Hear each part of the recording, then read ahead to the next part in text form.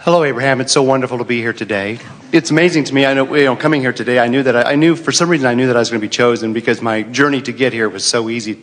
So easy to get here. So good. Now get out. Okay, appreciate that. I've been studying materials for about a year, and my life is becoming so joyous. It's every day I look forward to getting up every day because to see what's going to happen and what I'm going to create. In fact, I've gotten to the point where I'm able to create, where I can have a thought and almost have it instantly created for me. I mean, to have it show up almost instantly, such as first-class seats on airplanes and some other things because I travel so much.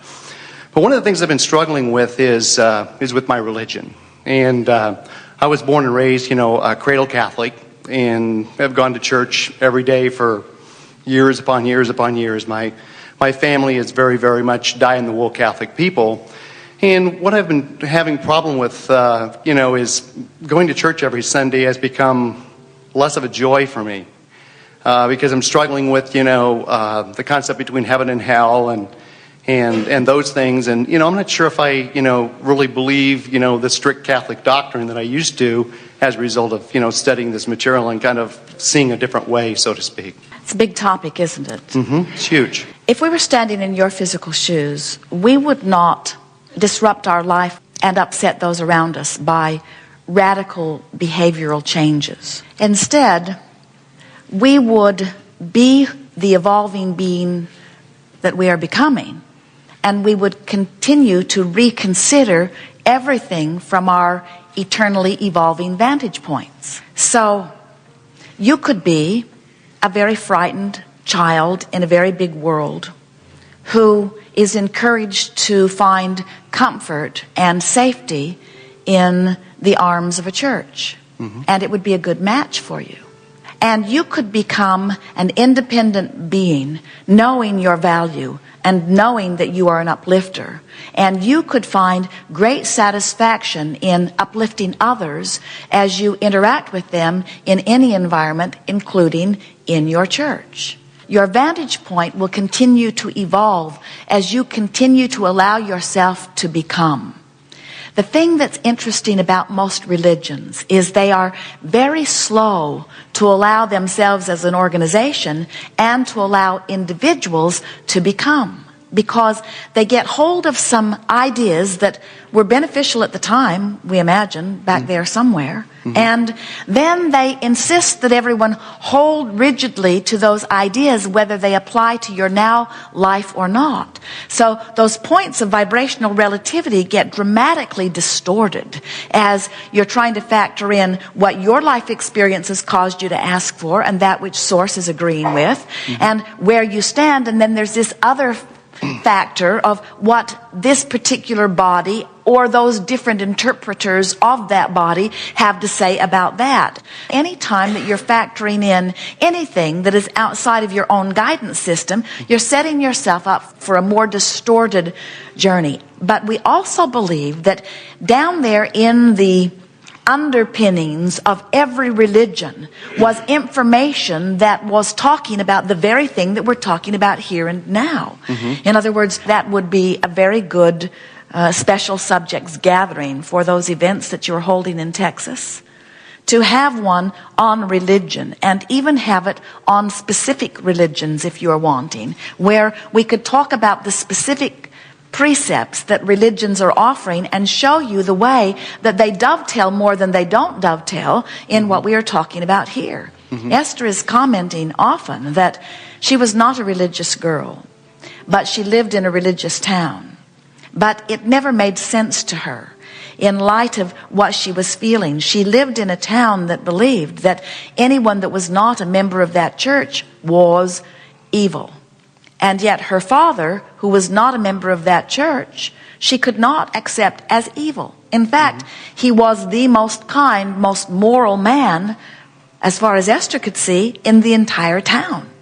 It was a town that was based more upon hypocrisy than anything else. She would hear what they said from the pulpit, but she would watch what they did in their day-to-day lives. And it invalidated who they were and what they believed for Esther. And so she went to the dances and had fun in the way that she had fun, but she never bought the religion because it never felt valid. It always felt bogus. And we say she chose very well the town into which she was born, didn't she? Because her own life experience gave her the gut feeling about all of that, you see. So, getting back to the specifics of your religion. We do not believe that there is any religion that exists on the planet today that can guide anyone effectively. Because we do not see anyone involved in any religion who is able to tune into their own guidance, almost without exception. Even though there's a lot of talk about the spiritual world, and there's a lot of talk about having conversations with God, and there's a lot of talk about being tuned into the Spirit, and there's a lot of talk about your connection to all of that, we see very little effort made to really understand on a personal basis what that means.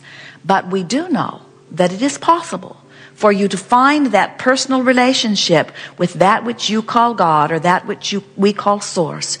As you have done, you're finding that personal relationship, and we think that it would only enhance your relationship with any church in which you are living, because suddenly you're making real the things that you're hearing them talking about, you see. Connection to Source is an individual thing.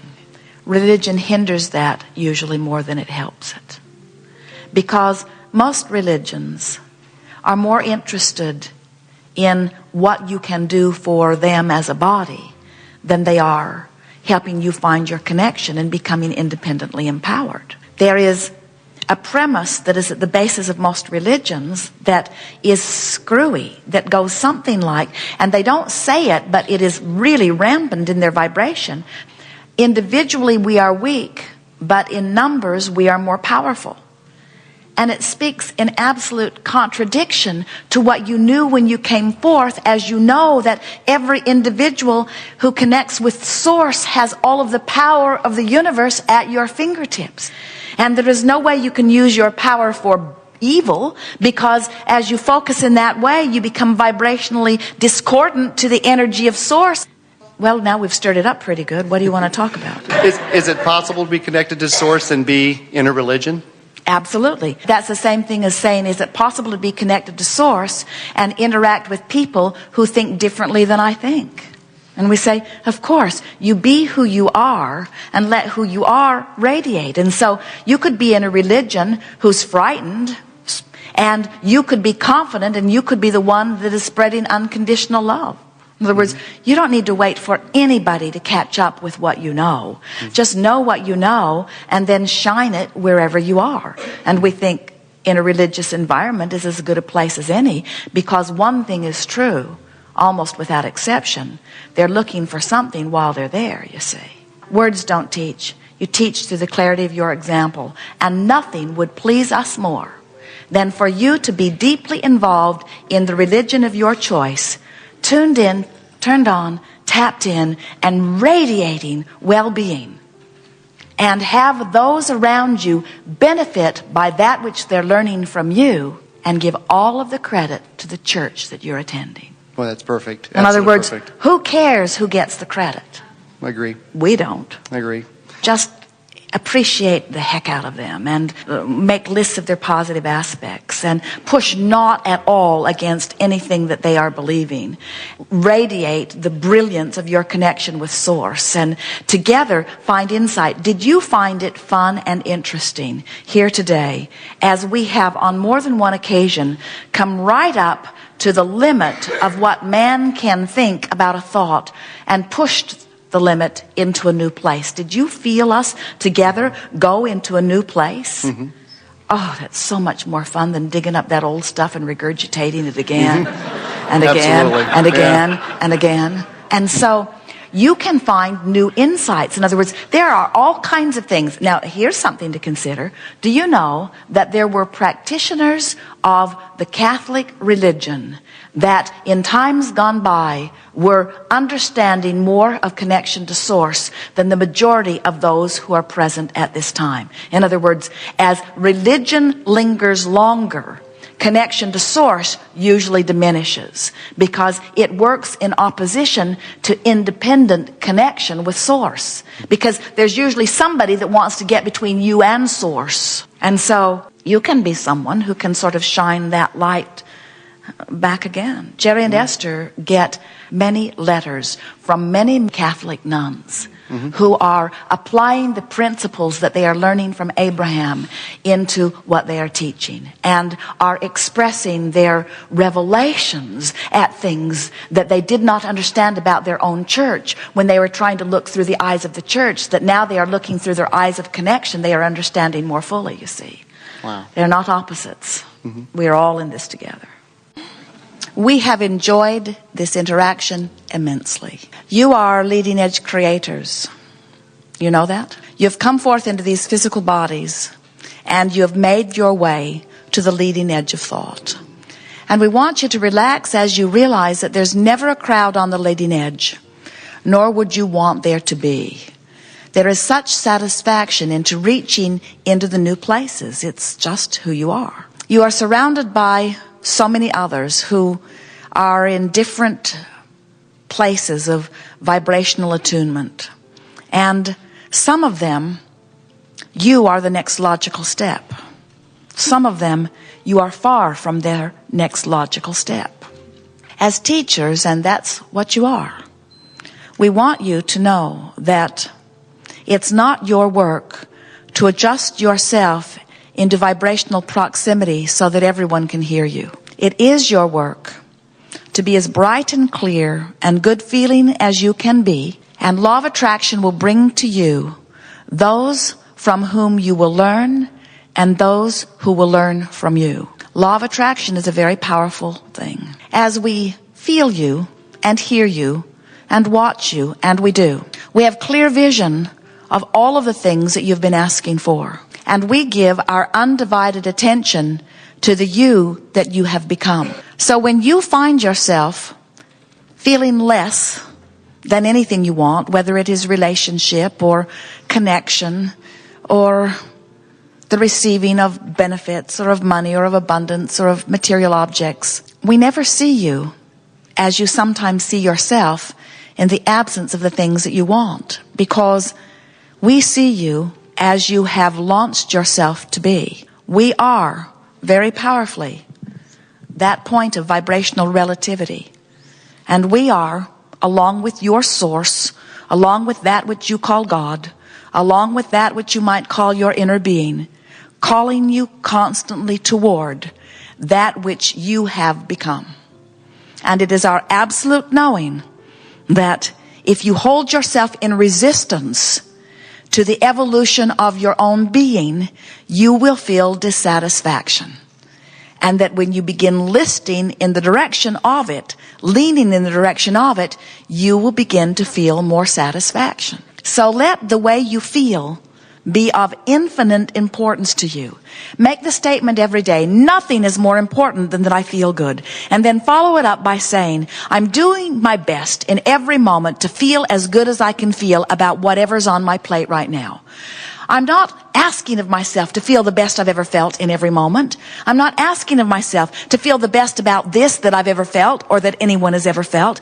I'm just saying, I'm going to feel as good as I can feel right now. I'm going to feel as good as I can feel right now. I'm going to feel as good as I can feel right now. Oh yeah, this feels a little better than that. Yes, this does feel a little better. Yes, this feels a little, that feels a little worse. That feels a little worse. Yes, this does feel a little better. And as you, in these powerful moments, which they all are, just do your best to lean towards something that feels a little better and feels a little better. You will tune yourself to the vibration of your source, and you will come consistently into alignment with who you really are. And more of the manifestations that you've been waiting for will pop into your experience. That is a given. But even better than the manifestations that are coming is the feeling of satisfaction that you feel as you are leaning in the direction of who you really are. Because, friends, you will never be satisfied as a complainer when you know that you are an uplifter. You will never be satisfied as a blamer when you know that you are a lover. You will never be satisfied in feeling unworthiness about yourself when you know that you are worthy. In other words, you've just got to let who you really are call you back into the light of who you really are in order to live the life that you've intended to live. You're supposed to feel good, and life is supposed to be fun.